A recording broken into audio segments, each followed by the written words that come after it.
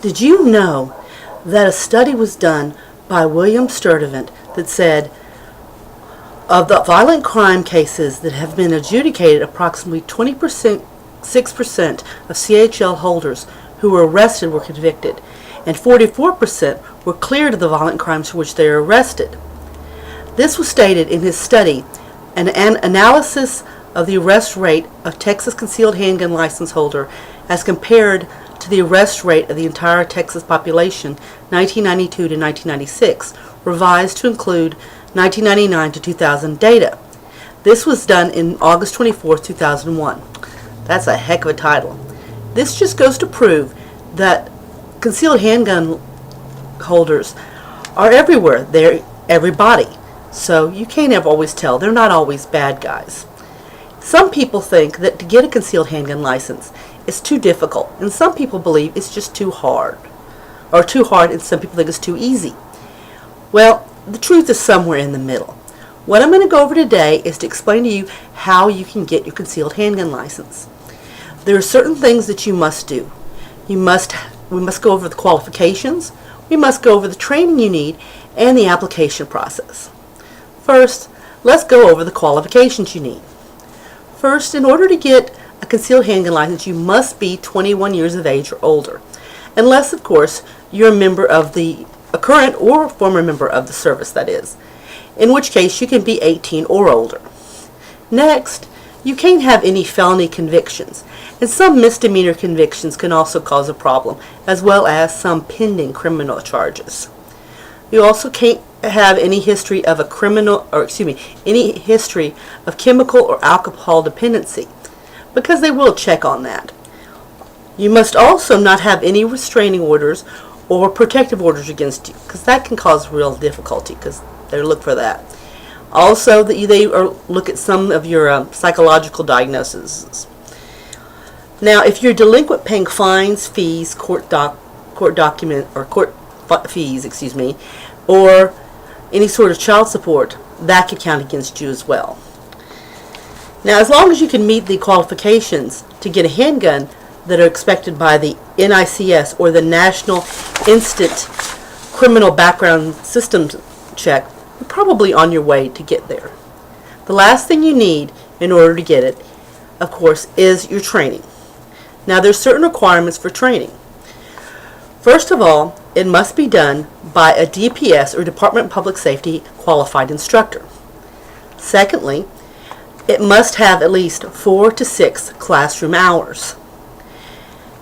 At the end of these classroom hours, you will take a test that you must pass with 70% or greater. This test will include use of force, nonviolent conflict resolution, handgun use, as well as a safe and proper storage of handguns and ammunition. Then, of course, you have to take the shooting practical, which you must pass with 70%, showing some degree of accuracy. There, you have to shoot 50 rounds of a .32 caliber or greater weapon. This includes 9mm, .32s, and other guns such as that.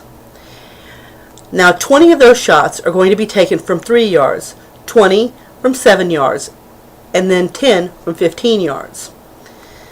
Now, you can bring your own gun, but if you don't have your own gun, then some classes or ranges allow you to rent a gun and to buy the ammunition in order to do the test. Now, the easiest way after this is to do the application, and the application is easiest done online. Now, first you're going to go to the website here. It's called www.texasgov.gov, Texas App, Text DPS CHL. Now, this website, once you get there, you're going to pick the concealed handgun link. That link will take you to a page, and if you're a first-time user of this website, you're going to pick the apply button, and that'll start the application process. Now, you have to have certain things in order to do the application, one of which is your Texas driver's license or identification card.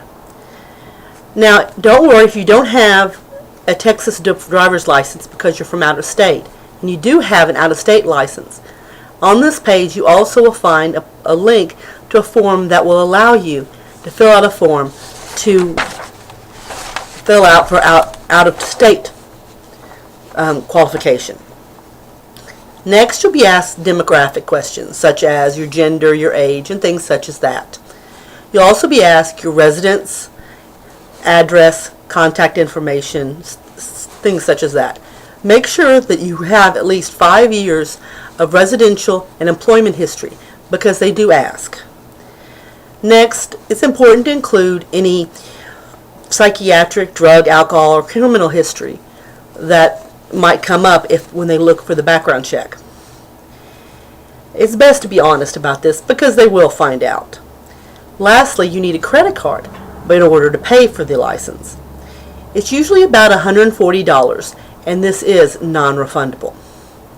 Once you've submitted the application, you're almost there. The last thing you need to do is to get your fingerprints taken.